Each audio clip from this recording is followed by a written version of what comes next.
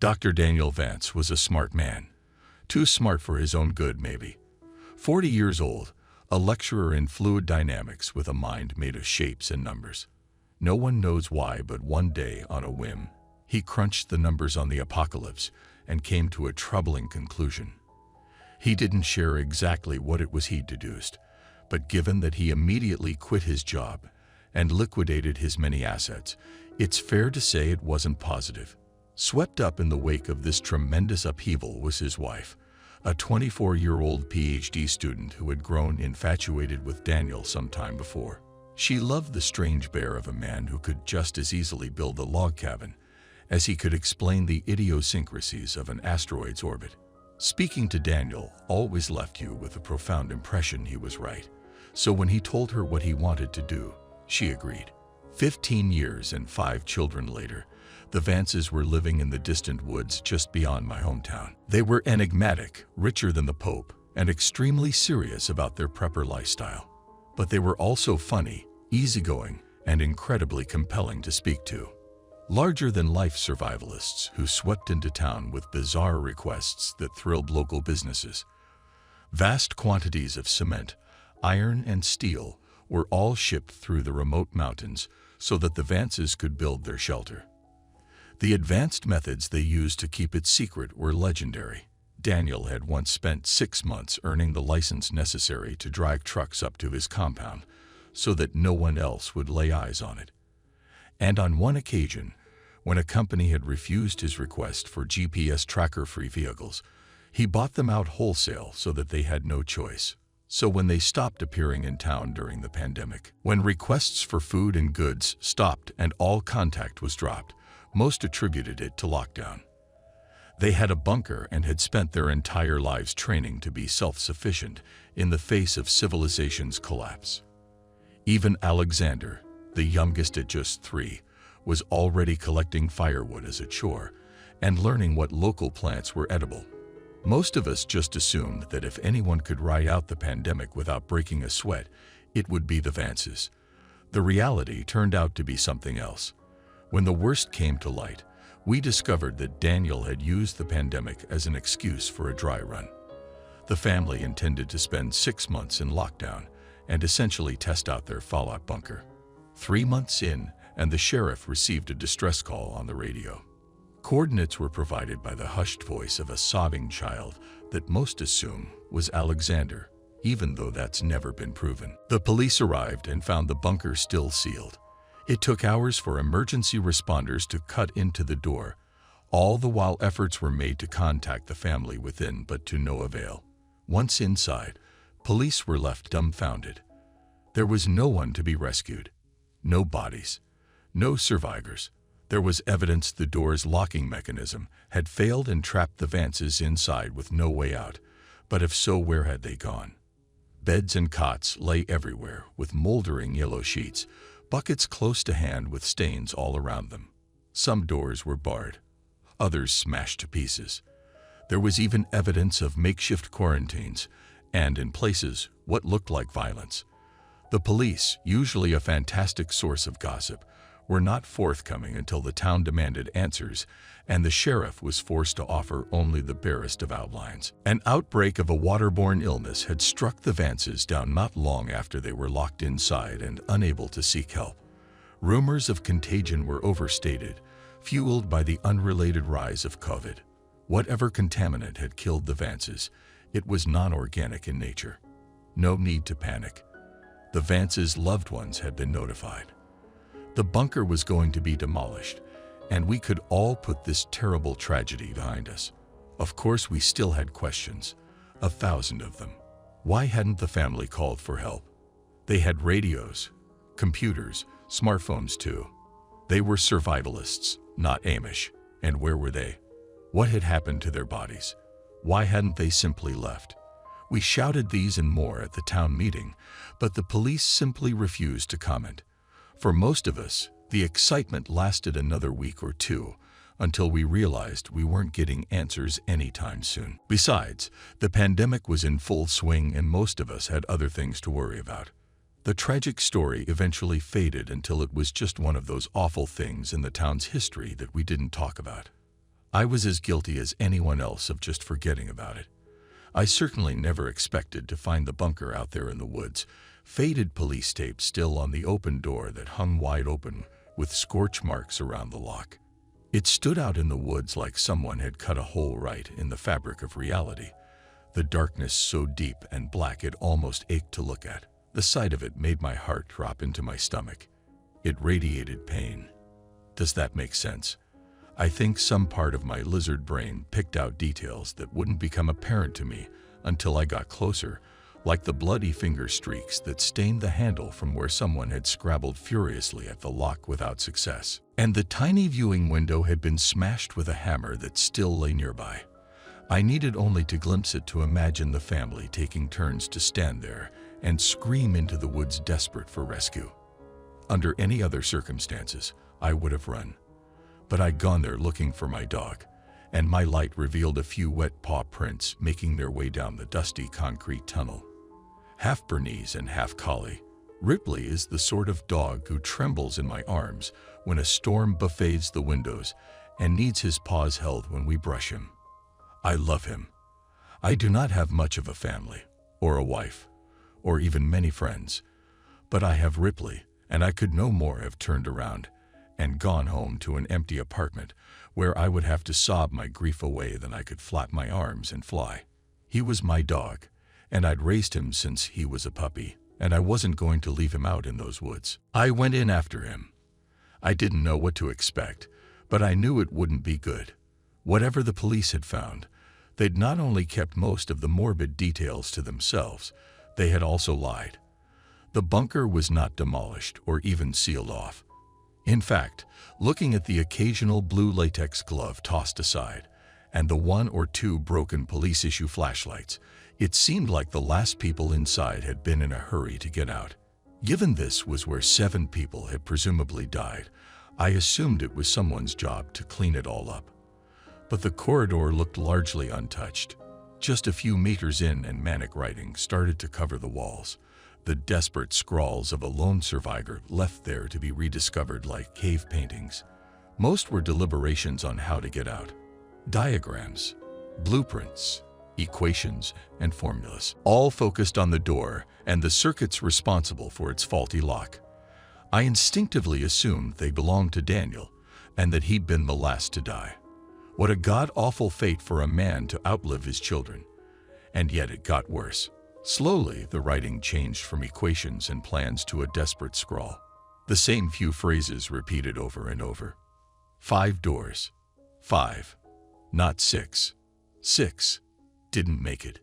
Didn't make it. 6 doors. 6. It seemed like the kind of thing you'd find in an asylum. A psychotic rambling punctuated only by 6 paragraphs right at the end. Each letter was impeccably neat, and each small paragraph was topped with a beautifully drawn Christian cross. Elliot Vance, aged 15, a gifted guitarist. He liked boys even though he thought I did not know. I loved him with everything I had. He would have made a great man. Alicia Vance, aged 14. She liked to paint and to shoot. She had her mother's mean streak. It would have served her well in the future. Jack Vance, aged 8, the smartest of us all. These were Daniel's memorials to his family, and seeing the words lit up by my torch was a haunting insight into the overwhelming despair he'd endured. He must have realized he wouldn't get the chance to speak at his family's funerals or to write their obituaries. This was his last desperate way of making sure the world might one day know them as he did. As real people, the words marked the end of the tunnel, standing adjacent to a trapdoor in the ground. It was not open, but the tunnel came to a dead end immediately afterwards and Ripley's prints disappeared at the hatch. I feared he might be in danger, but still I stopped and looked at the bunker door 20 meters behind me. The once gloomy forest looked so bright, even on this cloudy day, the air dotted with rain. A part of me felt like I was leaving the whole world behind as I began to climb the ladder down. I entered a large circular living space that was packed with furniture and little nooks and crannies. The walls were covered with folding beds and tables, and every inch was multifunctional. A dining space could become a sitting space, which in turn might be where someone slept, or even exercised. It all depended on what particular bit of furniture you unfolded or unclipped or unfurled. 7 people in close quarters, nowhere near enough privacy. It made sense they went with this cluttered, overlapping use of space. But it was still a large room, bigger than most studio apartments. And there were a few corridors that led deeper into the earth, telling me the bunker had unseen depths. I looked for some sign of my dog, and soon found his trail. But this far from the rainy copse, Ripley's prints were starting to fade. After barely a few meters, they petered out vaguely in the direction of a nearby door. I wanted to follow, but stopped myself from rushing onwards. It was unlikely Ripley was getting out any other way, and I'd do us no good getting hurt myself. I decided to take a look around and quickly spotted a dinner table. The plates were still out, the food rotten to a strange blackened husk. A child's hat lay across one place setting, the once creamy fleece turned a sickly green and yellow. The chairs had their backs reinforced with wooden beams fitted with long grooves so that something the width of a nail could slide into them. And on each of the cushions were foul-smelling stains that looked oddly like an ass print. I touched one with gloved hands, and the material crackled audibly. Whatever it was, similar stains were on the cutlery and plates, and there were even handprints of it placed firmly on the tablecloth. At first I thought it was blood, but that wasn't quite right. It was too contained to be from leaking blood. On the back of one of the chairs, a stain tapered exactly where a woman's waist would be, like a near-perfect silhouette. I shivered as I remembered that Miranda Vance had always been a slim woman and wondered how she had left her imprint on the gray fabric. Using my torch, I saw that these stains repeated in the oddest of places. Yes, there were some on beds and blankets, and even patches of plain floor exactly like you might expect in a room full of sick people. But why did one stain on the floor bear such a strong resemblance to a child huddled in the fetal position? And why was the same stuff all over the television remote, and on books on shelves, and board games too? Everything from sofa cushions to DVD boxes to piles of dirty laundry were covered in the same dried brownish material that gave off a foul coppery miasma. I found the jigsaw particularly baffling. Someone had set up another table with 4 chairs, all modified with the same back support as those by the dinner table. And a jigsaw had been laid out with 4 separate piles, but only one was depleted. The rest looked largely untouched, almost like someone had portioned out pieces for 3 other people who had absolutely no interest in going along with it. Maybe Daniel had tried to keep up morale while the family were sick.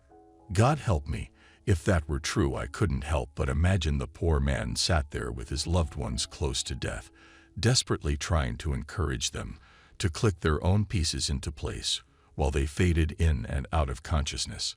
Something about that room emanated madness, and the longer I stayed down there flicking the bright disk of light of my torch from one detail to another, the more I wanted to leave.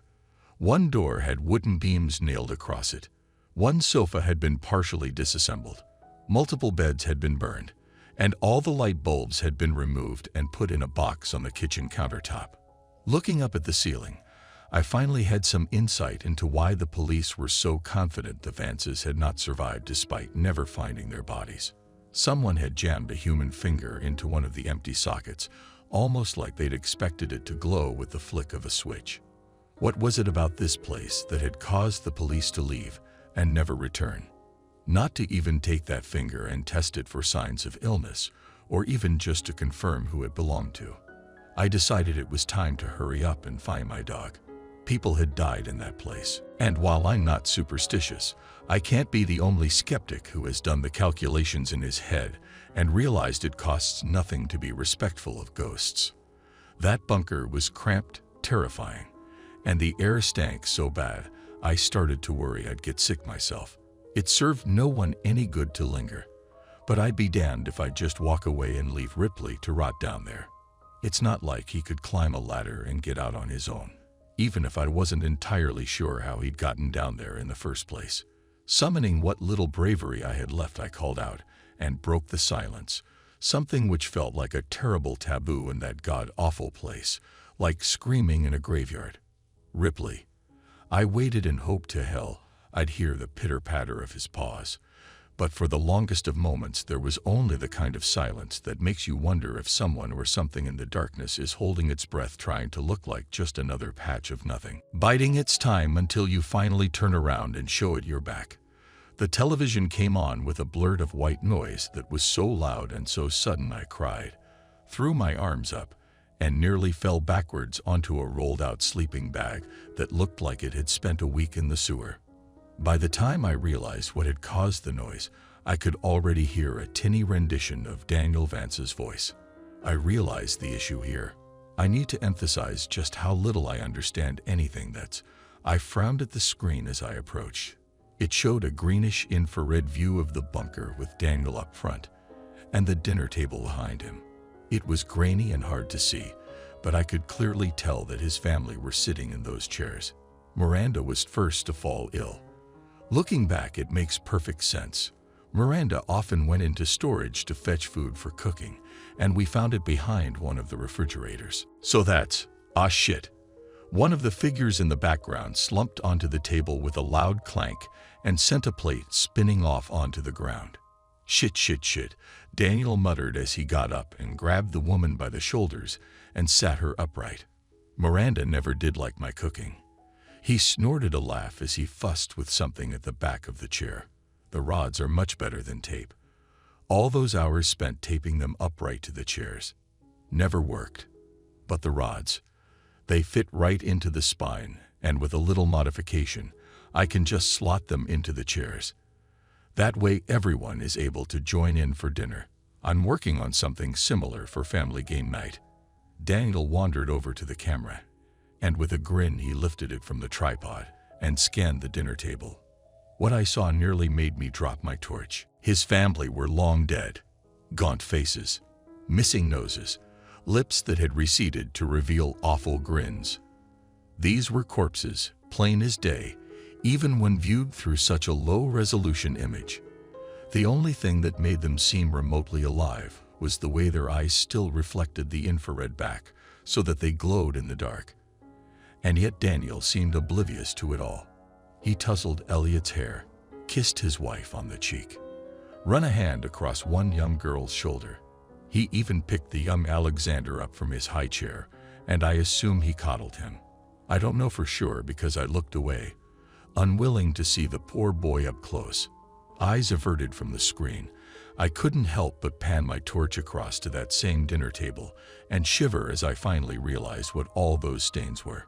Not quite blood, but clothes, rotting flesh.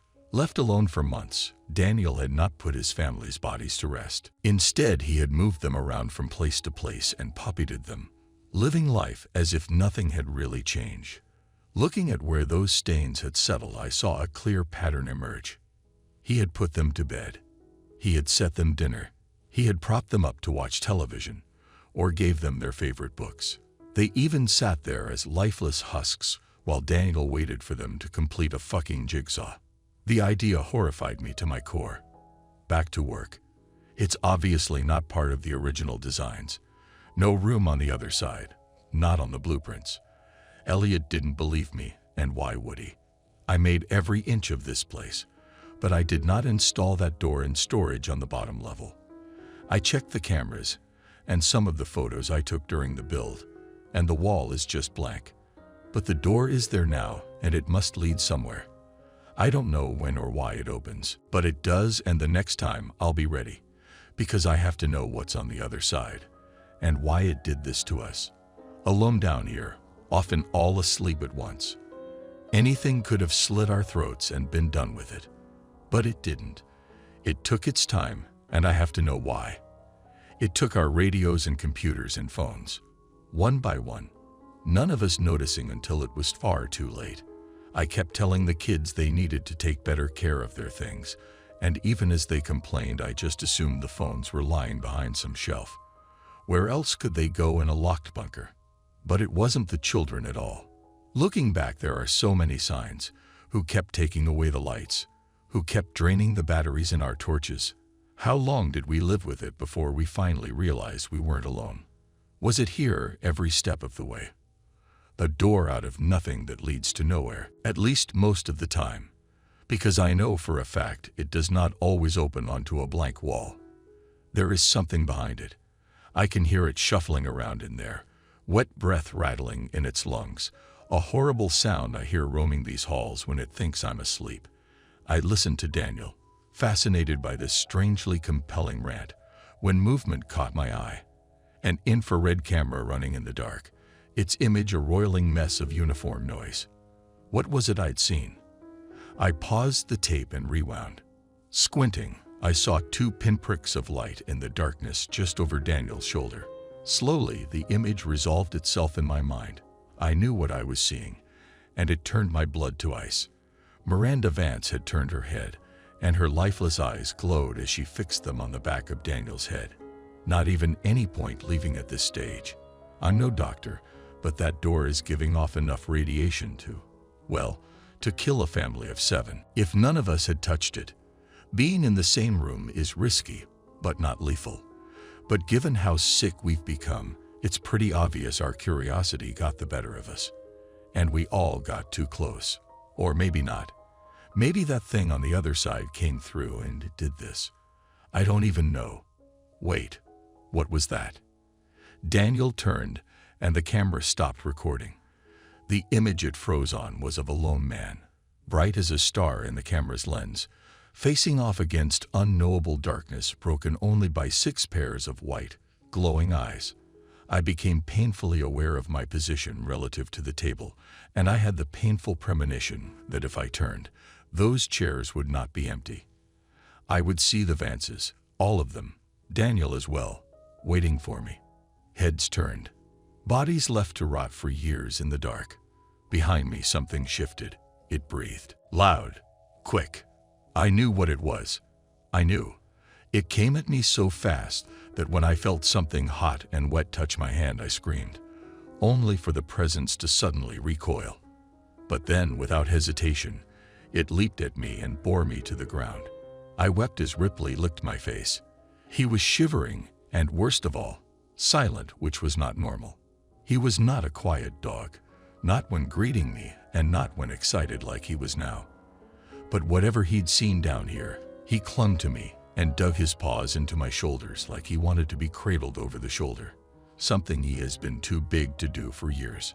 "Oh, you fucking idiot," I cooed in a soft whisper, and even in the dark I could feel his tail wagging.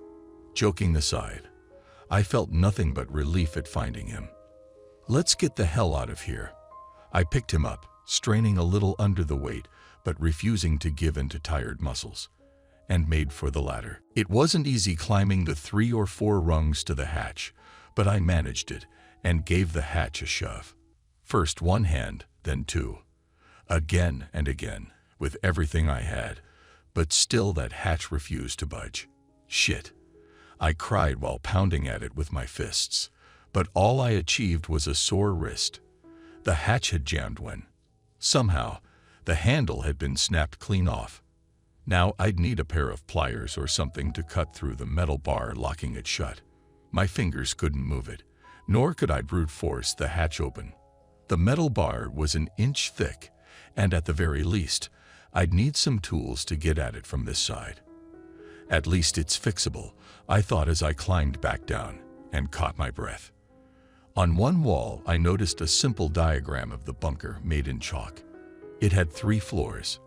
The bottom was storage. Daniel had mentioned that before, and I noticed that he had drawn through it with a large red X, and the top floor was labeled quarters, where I stood now. But the middle floor was labeled workshops, and it was there I realized that I'd find what I needed. There was one door that opened onto a concrete stairwell, and standing at the top, I shone my light down the spiraling guardrails, unsure of what it was I hoped to see. There were only harsh shadows, and the sense of something foul rising up on the air. A smell that tickled my throat and burned a little in my lungs. Had the police even gone down this far? Had they seen what I'd seen on that television and just left? Somehow, I thought it was unlikely that had been enough to send the entire sheriff's department running. So was it something else that had done it? Something that had been enough to terrify dozens of armed men. Something that was almost definitely down there. The door. I went down quietly. At first I considered leaving Ripley behind, but after losing him the first time I decided I'd rather risk it just to know that he was right next to me. Besides, he was being quieter than I was, and I didn't feel much like going down those stairs on my own.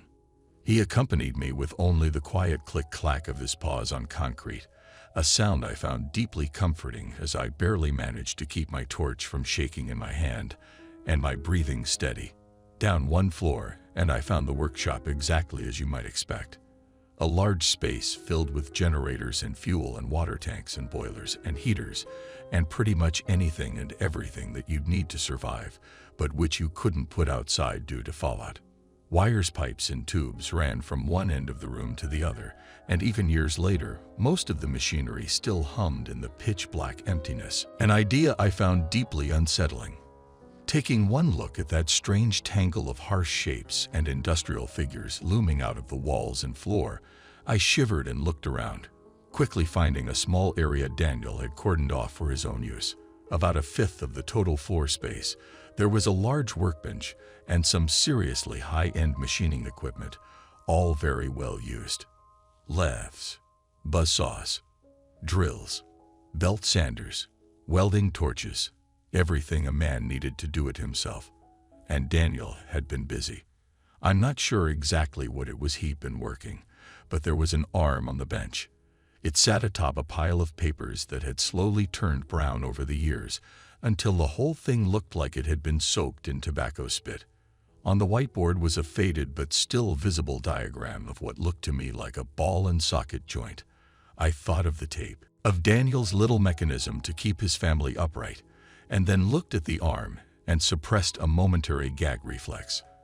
I don't know if Dan had been working on posable limbs, or just a way to put the decomposing remains back together after they'd started to fall apart, but the size of the arm suggested a preteen child, and he'd left it out on the surface like it was a disassembled clock. It was also missing a finger. Just how fucking crazy was he? I wondered as I pinched my nose with one hand and began overturning boxes looking for a hefty pair of pliers, or maybe a hacksaw. Ripley backed away from the noise, but once I made sure he wasn't going anywhere, I carried on grabbing and pulling at box after box, hoping I'd find what I was looking for. Anything to break that fucking metal bar. In the end, I managed to get a pair of bolt cutters, a crowbar, and a heavy-duty pair of pliers. One went in my pocket, one went down the back of my jeans, and the other was clutched in my fist, too large to be tucked away in my clothes. The bolt cutters felt hefty in my hand, which was a bit of comfort, but that feeling didn't last long. Something moved in the darkness, out there in the twisted jungle of shadows cast by all those pipes and wires that ran from one machine to the next. A figure moved, thin but unmistakably human in its outline. I couldn't help but remember what I'd seen on that tape. Surely it couldn't have been real. Maybe Daniel had rigged something up. Some fishing wire and a motor, maybe. The idea that those bodies had been moving on their own. I couldn't be sure of that, could I? It was a frightening idea, one my mind had latched onto out of sheer panic. That was all. And then I saw them.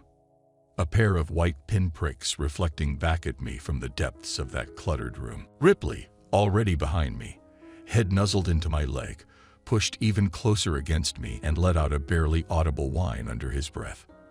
The behavior of a dog who was terrified, close to pissing himself with fear. Just a bit of metal, I told myself as the light shook so violently in my hand I struggled to see straight. Just two shiny bits of metal. They blinked and began to come towards me. If I had any doubts left, they were dispersed by the sight of a pale white hand emerging into the light. I ran straight to the stairs and went to climb them, but only 1 or 2 steps in, and I saw something gripping the handrail on the top floor. A moldy clump of flesh only just recognizable as a fist. The flesh withered until the fingers were basically bone.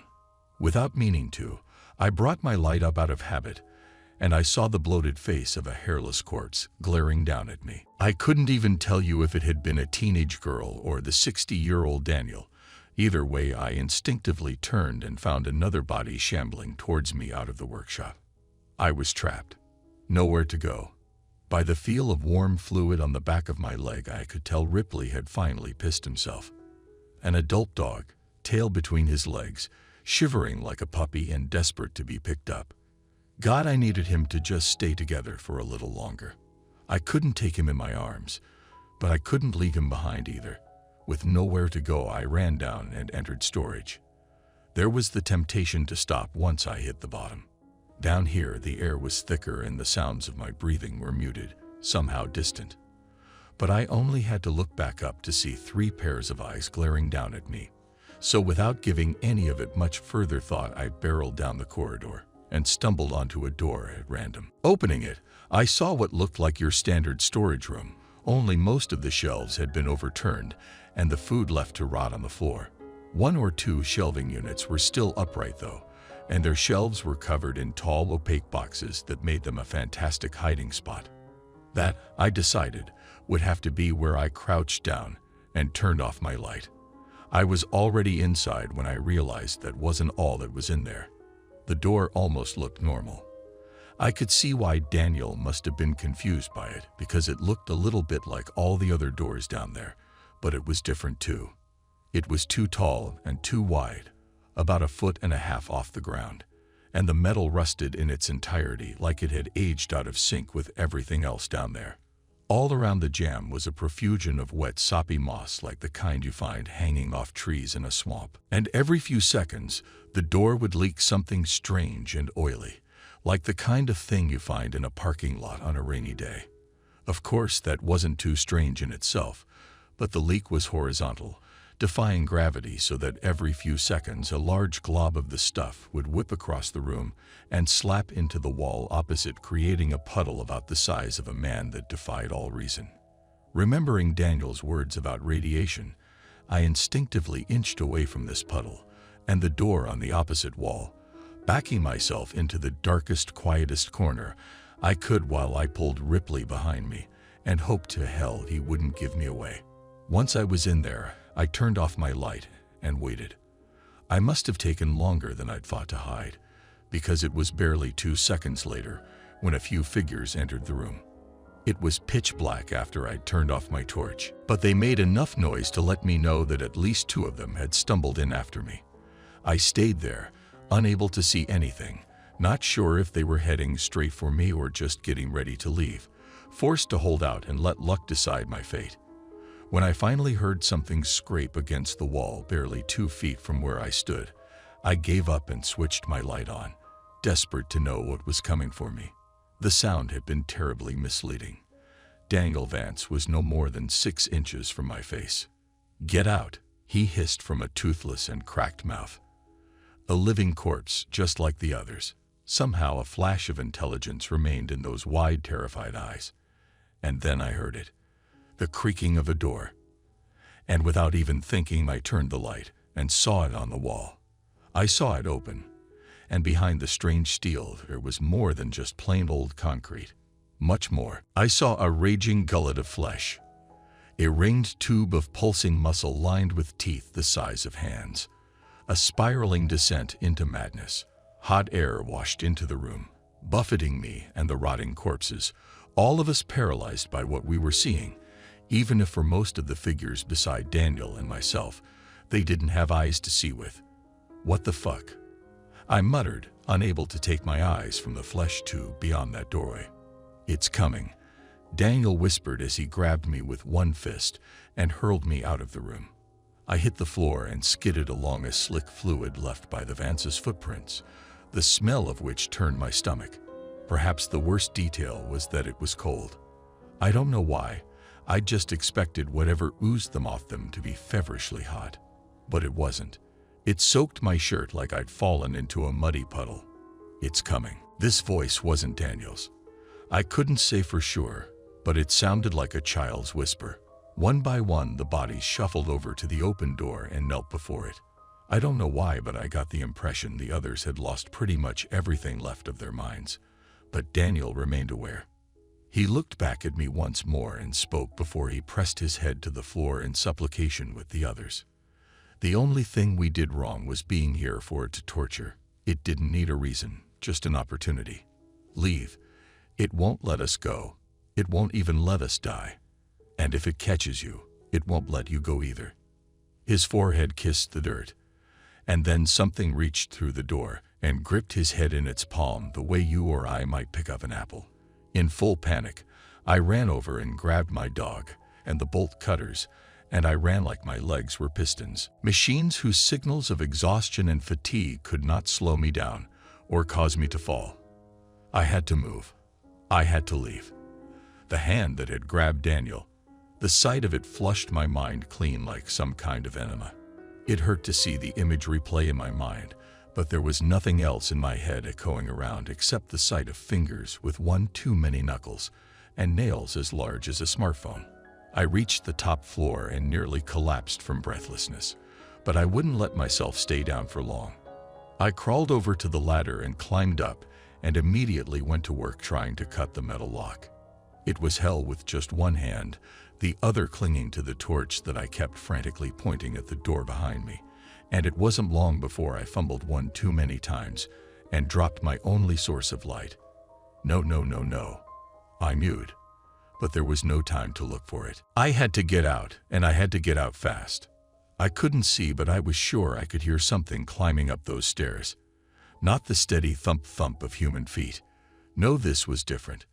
This was a rapid pitter-patter of a spider, maybe. Something with hundreds of feet or hands, or God knows what, skittering along the floor and walls and ceiling, pulling itself along with a body whose mere shape would offend God. Using all my strength, I leaned hard on the bolt cutters, and at last, the bolt gave. I threw the hatch open and got just enough ambient light to see Ripley hovering at the bottom of the ladder, growling ineffectually at the doorway. I crouched down, scooped him up, and fled up the ladder so quickly that my muscles turned to jelly at the top, and I fell over onto hands and knees. But still, I was out. The long corridor covered in writing was ahead of me, and at the very end a doorway capped now by the tired blue light of a full moon. Ripley needed no encouragement. He whipped down the corridor with canine speed, and I followed at a broken and stumbling crawl, eventually shouldering past the open door and collapsing onto the forest floor. For a few seconds I drifted in and out of consciousness, but when I looked up and saw the canopy overhead moving, the branches backlit by a full moon, I snapped awake and glared down at something gripping my ankle. The hand had reached out of the dark and seized me and was slowly dragging me back into the earth below. Whatever it was, most of its body lurked out of sight in the shadows behind the doorway, but the hand that crushed my leg was the size of my torso with an arm that looked like it belonged to a mole rat. I struck it with my own fist. I dug my nails in. I cried and kicked and screamed, but nothing could stop it. From behind the door, something like a face grinned and leered at me with joy. It was taking its time, sure enough, pulling me in so slowly that it gave my mind all the time in the world to appreciate the nightmare that awaited me. I think if, in that moment, you'd given me a gun, I would have shot myself, because God help me, I couldn't escape the look in Daniel's eyes. How he'd knelt to worship this thing, like a man who knew that hope or pride or joy or anything, with even a hint of goodness to it, was so far out of reach for him it might as well be a dream. How long was this thing going to keep them down there? How long did it intend to keep me? I wept like a child, feeling like my mind was slowly cracking as I tried everything to stop that fucking thing pulling me into the shadows. I kicked at the earth. I dug into it using my hands, looking for a root or a pipe or anything to hold on to. Nothing I did would slow it down. I was no more than a foot from the doorway when Ripley reappeared. A dog afraid of hoovers and plastic bags and doors that move on their own. A dog who once got stared down by a rabbit who stopped mid-chase and turned around, baffling the predator on its tail. A dog you couldn't even watch scary movies around. And he lunged at that arm like he was a wolf, like he'd always been one. And while he didn't quite break the skin, the pressure was enough to make the thing's grip weaken, and I slid my leg out. Unable to stand, I knelt and grabbed the dog and pulled as hard as I could, and now that fucking thing pulled at last as the pressure of the jaws and the sliding teeth ripped into its flesh. Together, at last, Ripley and I were let go and sent rolling backwards. I wasted no time waiting or looking or processing. I heaved the dog to my chest and crawled until I passed out, making it maybe half a kilometer away. Only when I could no longer see the door did I let myself fall to the ground face first and gave up consciousness. The doctors said I had pneumonia, which I suppose made some kind of sense. I might have even believed them were it not for the sheriff's visit, asking strange questions of me as I lay in bed about what I may or may not have seen. I dismissed them to the best of my ability. I wasn't interested in chasing that particular nightmare down, figuring out if it had been real or not, at least not while I lay there half drowning in my own infection. To be fair, I had at least some sympathy for why the police had done so little to seal that place off. I have, on occasion, thought about going and doing the job myself, but to this day I still have nightmares about being pulled into the dark beyond that door. Not just the bunker door, the one I narrowly avoided at the end, but the one below.